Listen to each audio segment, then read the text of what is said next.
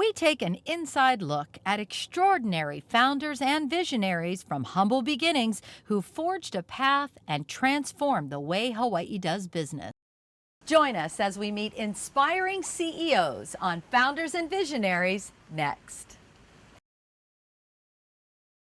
Founders and Visionaries is brought to you by Hawaii Business Magazine.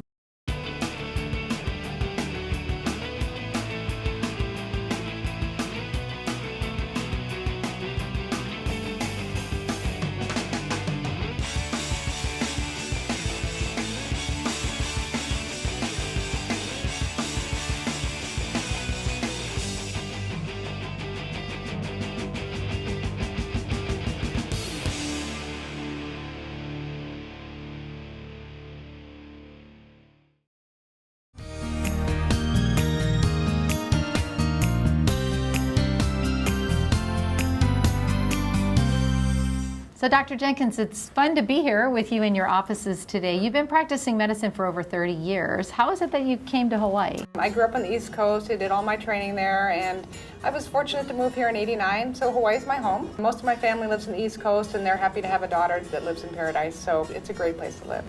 What would you say are some of the things that make the experience here different from where someone else could go? The one thing that I think it's really important as a physician to keep up with all the latest technologies. So for me, I do a lot of extra training in the mainland. When there's a new technology that comes around, I make a big point of analyzing it to see if it's appropriate for the practice. So I think when people come here, they can really expect the best of care in that we keep up with all the technology, we spend a little extra money to make sure we have that equipment, but in a setting where they'll feel comfortable and feel like they're part of the family. It's a pleasure. Let me walk you on out, okay? Bye, thank you. I love doing what I do because it makes such an impact on people's lives. And you have other doctors working with you here as well. I do. I'm the only MD here, and I have 2 optometrists that help me as well. Whenever I'm talking to patients, I always think to myself, you know, if this were my relative or my son or my daughter, you know, what would I do and what would I think would be the best treatment for them? And if you always stick to that principle, you always make the right decision. I had a patient recently who came in for a LASIK evaluation, and he was only 19. And I looked at him and said, well, you're a great candidate for LASIK. But then I looked at his mother and I said, you know, if you were my son, you know, I don't think it's a great idea. And she called me back a couple hours later and said, thank you so much. I really appreciate that. I was the first person in Hawaii to do LASIK, and I've been doing it for over 15 years. And what's amazing about laser refractive surgery now is it's so good. We have great results, and you know, I was recently looking at my data, and something like 98% of my patients were seeing 20/20 in one day. So the nice thing about laser refractive surgery now is, even though I've been doing it for so long, now the technology is even better. So I'm really excited to be able to introduce some great technologies to those patients that are Gen Yers, that are in their late 20s. The other thing, in cataract surgery, we have the baby boomers coming, and they are really demanding that we actually provide them the same product, that we try to get technologies so that they can actually have cataract surgery and get rid of their glasses. What the LensX does is it precisely makes the incisions, breaks up the cataract, and treats astigmatism in a way with precision and safety that we've never seen before. And the advantage of this is, of course, hopefully we'll have better results and a safer procedure to help remove the cataract and put lens implants in. It is quite an amazing surgery because now it can be done in about 15-20 minutes. We use the laser to assist us with surgery, and we have much better results, faster results, more accurate, and it's a great time to have a cataract. I just have 10 more years to wait. So there's a lot of exciting stuff happening right now, and I'm really enjoying some of the resurgence in the technology to be able to provide excellence in care. So how'd you do under there? Did that hurt at all? No. Good. Pretty amazing how you don't feel anything, huh? That's kind of an amazing thing. I can already see better long distance out of my eye than I did before the surgery, even though it's dilated still. It's already better. I was just telling the nurses I could see what they look like now, because I couldn't tell what they looked like from before going in. Tell us about some of the technology that has really created advancements in the field. Well, now there's a whole new field in the field of glaucoma, and it's actually more common in Asian Americans. So we see a lot of what we call normal tension glaucoma here in Hawaii. So there's some new technologies coming around where during cataract surgery we can actually do an additional glaucoma surgery that will help get people off their glaucoma medications. So that's a whole new field that's being developed right now. The day after, I could see 20/20 or close to it. And what is so amazing is I'm glasses free after 60 years of wearing them. I had not only distance, but I had some near vision that I don't even need reading glasses. I really, really have complete freedom. What advice do you give to women about how to be successful in the marketplace? Well, my grandmother had great advice to me, and she said, you should make sure that you understand that as a woman, you are totally different as a man physician, and you should never discount that, and that you should be able to use your femininity and the fact that society allows you to touch people and be more physical and emotional with them to your benefit. But on the other hand, I think it's really important to have a set mission and to really have focus about where you want to be and what you want to do to be able to go forward. Great advice. You mentioned you're very community-oriented. Mm-hmm. What types of things do you get involved in? Well, I think the most important thing about living in Hawaii in particular is that I'm so fortunate to have, a family where we all live in a lovely house, but in Hawaii there's whole communities in need. So I've been involved with Hawaii Public Radio, I've been involved with the Women's Fund, and I think it's really important as a leader in the community to get involved with other things outside the office. To give back.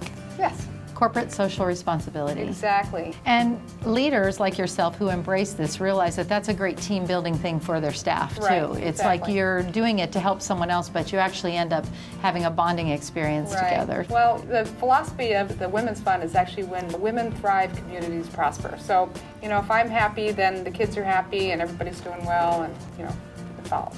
I love what I'm doing. My kids are out of the house and I have a very supportive husband. And, I'm just going to be here for at least another 5 more years. And you are so enthusiastic. And what part of the business and coming in every day keeps you that excited about it? I really love talking to my patients. I'm so lucky. One time I decided to take pictures of me and my patients over 90, and I have over 80 photos. Wow. So I really enjoy, I love old people. I'm kind of an old person junkie. I love talking to them. I love listening to their philosophy of lives. And if you've lived till over 90, you've got some wonderful things to say. So part of me keeps me energetic is I really enjoy talking to the patients. What are some of the secrets to staying power of running a business in Hawaii this long? Well, I think first of all, you have to love what you do. And you have to, I think, develop a team around you that you respect. I see them more than my family, as you probably know. And so it's really important for me to treat them like family, and then they really feed off of my philosophy about treating my patients like family. So my office staff is very warm, they love what they do, they're very positive, and so that really feeds into a really great, nice setting for the patients. And part of my management style is to give people power to take care of their own little part of the practice. So I'm not a micromanager. I really have a team that does really well in their own little areas, and because I respect them. And so, for example, if someone says to me, "Oh, Dr. Jenkins, you're so great," I always say, "You know what? I have a great team," and they're the ones that really, make me who I am. And I think recognizing that and knowing that they feel that way makes them all the better and makes them more enthusiastic about what they do. I treat my staff like family. We really enjoy each other. We do staff days quarterly. I work them really hard, and because of that, I like to make sure I take good care of them. Beautiful. Okay.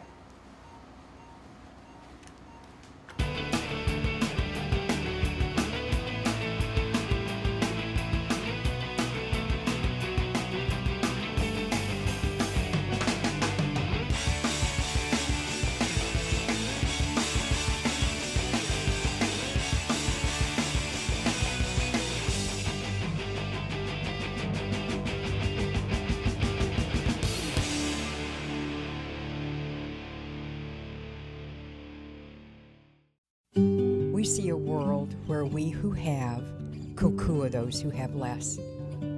Imagine food that's healthy, food that does no harm to the environment.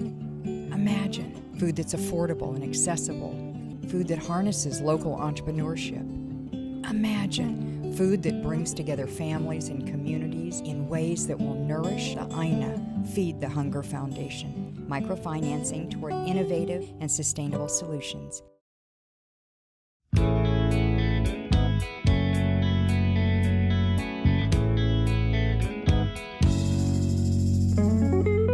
So Olsten Staffing has been around since 1987. Right. And you have to share with me how it all got started. Of all things, I got called by a recruiter, and I was in a job that I really loved. I had no intentions of leaving it. I had turned it down. I actually said, no, I don't want to leave. I don't want to come and interview. I just, don't call me.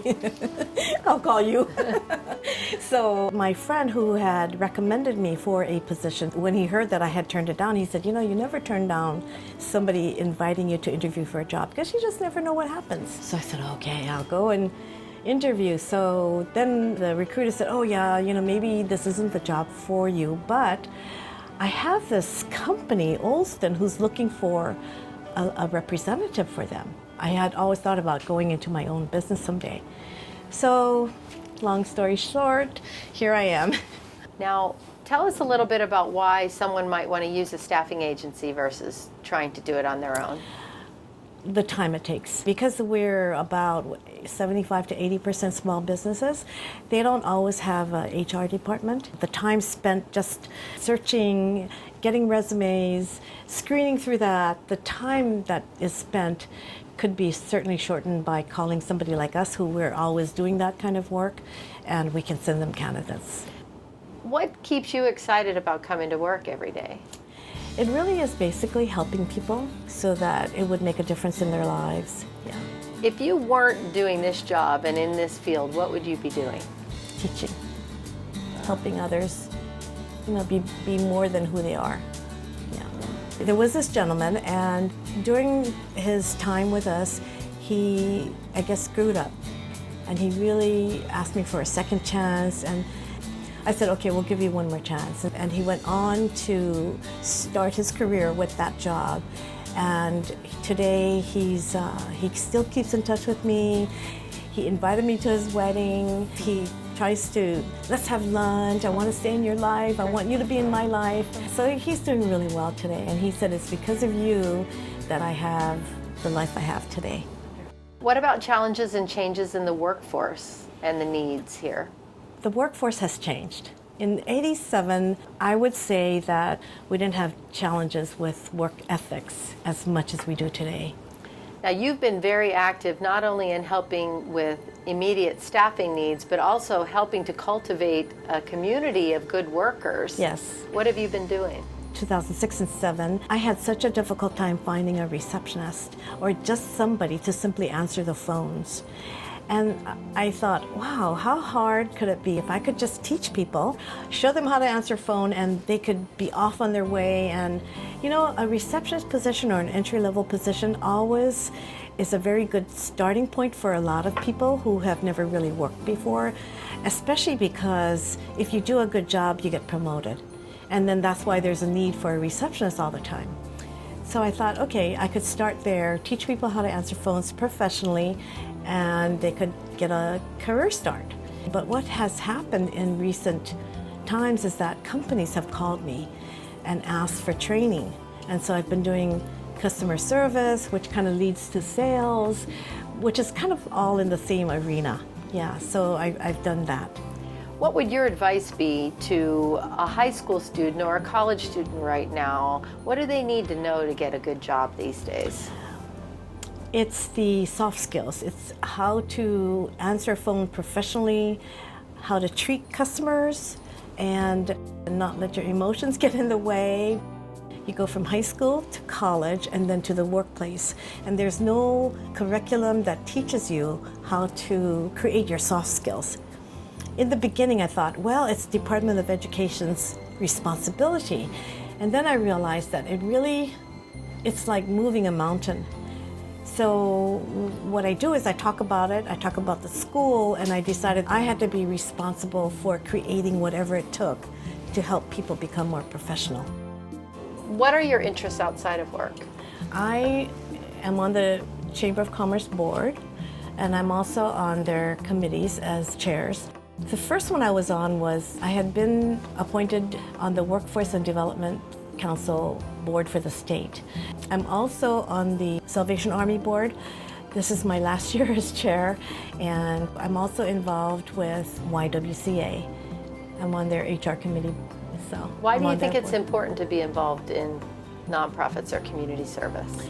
Well, it is a way of giving back to the community who serves us, and I feel very strongly about certain things, especially helping women, helping businesses, and helping the poor and the needy, especially with the Salvation Army, and that's who we serve there.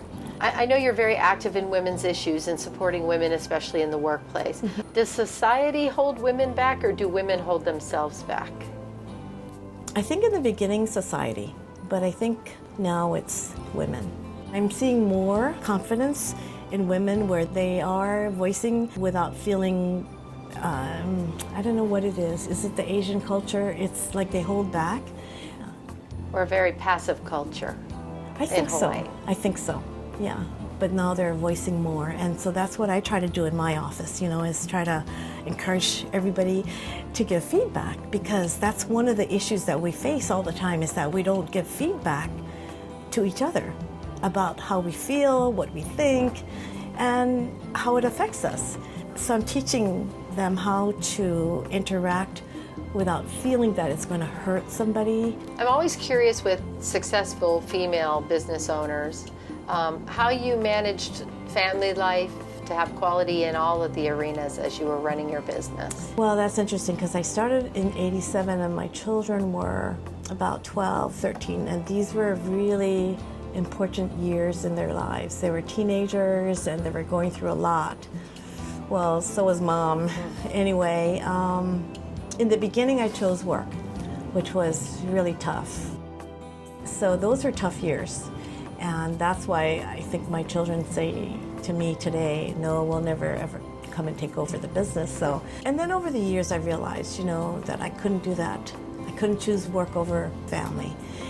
And so I changed, and I felt that I could make both work. But I always chose my family first whenever it came to important things, and put the business on the back burner. Because those moments come and you can't ever bring it back, and those are the things that I think you hold in your heart, Oh my goodness, I'm gonna cry. So, yeah.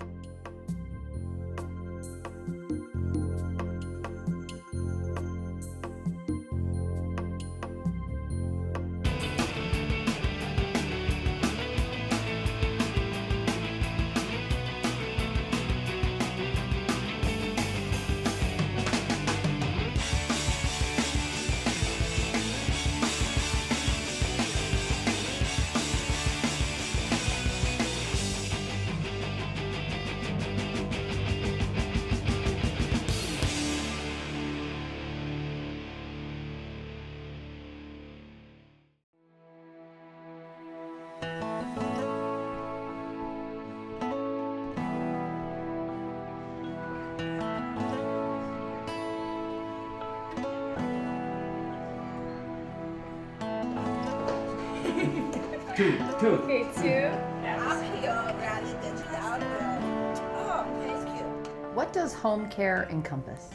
So basically our home care services are in a home or in any place that you're residing. In the retirement homes and assisted living facilities, or even in a hospital temporarily, in a nursing home, anywhere that you might be living. The care that we provide is not just for seniors, it's also for little people and babies. So anybody that might need a little bit of help, from companionship and groceries and laundry to more personal care, like bathing and dressing and feeding. And then some of our more serious clients actually have ventilators and life support systems that they have in their homes. It's been 16 years and you are having tremendous success with Wilson Home Care. It seems every time I see you, you're getting an award or an accolade, but it hasn't been easy, and you started when you were very young, so take us back to the beginning. Well, I was an ambitious young person in Hawaii. I had arrived here from Iowa after I had a personal experience. When I was in the military, I had an accident that put me in a wheelchair for a few years. And so I had my own personal experience of knowing what it's like to need home care. And there were things that were lacking in the community at the time, and I looked around and I thought, wow, the resources here are quite limited, and home care seemed like it would be a really good fit for the islands. So I thought, wow, what do I have to lose, you know? And just forged ahead. I decided to start my company when I was 21, and just never really looked back after that. In your early 20s, it seems very simple. It seems very simple, and you learn a lot from the school of life. You know, the first 5 years were pretty difficult and very challenging, but I'm stubborn and I didn't give up. But after the first 5 years, it really started to take off. And you know, we had 100 employees, I think, after the first 5 years, and it just built from there. You have had a tremendous amount of success at a young age. You're not even 40 yet. You always look well put together and not stressed and happy. How have you survived it? What has helped you to get through? I mean, it's really the million-dollar question. How do you do it? Well, I think because of what I do, I'm so inspired every day. It's a passion. If I wasn't so passionate about what I was doing, I would have never survived. In some of those really bad weeks, you have to love it. You have to be in it for other reasons besides money. And I didn't have a paycheck for the first 5 years when I started the company, and be ready for sacrifice. And you know, so it's more about the passion and the vision that I've had through the years, and carrying that out. And I'm inspired by these stories. We take care of these amazing people, and it's so rewarding. And I think that the joy is knowing how many people we're able to take care of, not just our clients, but also our employees. It's really heartwarming to know that we've been able to help so many people through the years. So the bigger it gets, the more people we're able to touch and help in our community, both from an employee perspective and a client perspective. What would you say is really vital to you having a good relationship with your staff? Listening. I have almost 500 women, and so listening is probably the number one skill set that most people don't have. A lot of times people just want to vent. They want to feel important. They want you to hear them out, and just listening. As busy as everyone is, we have so many other fires to put out and places to be and places to run. You just have to block out the time and listen. And a lot of times people feel so much better after they've vented whatever their issue is. You've recently started a new venture. Tell us about that. So once again, I thought, well, how hard could it be? You know? Well, I'm just going to go build this beautiful home for seniors and build it the way that I would want to live and that I would want my family to live in, and something that doesn't look like a facility and something that doesn't look like a hospital but looks like a beautiful home. And so we did that, and 5 years later, here we are. There's a lot of talk right now in our state about how grossly underprepared our state is for our aging demographic. And of course, there are some fantastic facilities out there, but not everyone can afford it. So what do you see, what concerns do you have as our community ages? We have the fastest growing aging population in the nation, and a huge percentage of our population by 2013, I think it's 25%, will be over the age of 65. And you know, we're going to have to face the issues head on. It's not exciting, it's not popular to talk about. It doesn't sound like, you know, anything that people want to hear because it's so negative. You know, there's a lot of community issues, and it's everyone's problem. It's everyone's concern. It should be everyone's issue because it does affect all of us. And the facilities are in limited supply, so they'll be full. What happens then? There are a number of successful women in the workplace in Hawaii. Of course, you're among that group and one of the leaders in that group. What's it like being a female successful CEO in the state of Hawaii? And how do you juggle your quality of life and the time for you and those types of things? Well, it's certainly a zoo. It's a little bit crazy. My schedule is crazy. I have two people that manage my schedule, and then my husband, who's also a president of his company and a CEO, he also has several people that manage his schedule. So it is challenging sometimes to find personal time together. And when we do, we never talk shop. We don't talk about work at all. And so we just try to make sure that the time that's spent is just about us. We live in Hawaii, though. Every once in a while, it's good to be reminded that we live in this beautiful place and just take a break. Yeah. But as far as being a CEO, a woman CEO in the community, I guess I don't ever feel as though there's limitations. I know that this is a very small business community, and there's a lot of men in this small little island. But I don't ever see it as a barrier or a limitation. I feel more empowered, if anything. Maybe I feel sometimes like I have to prove myself more, but I always like a little challenge. One of the things that keeps me super motivated is my staff. I have a fantastic management staff. And sometimes when I have a difficult day or a rough day, they're so supportive and they're so loving. It's like a family. I think we work more than we do anything else.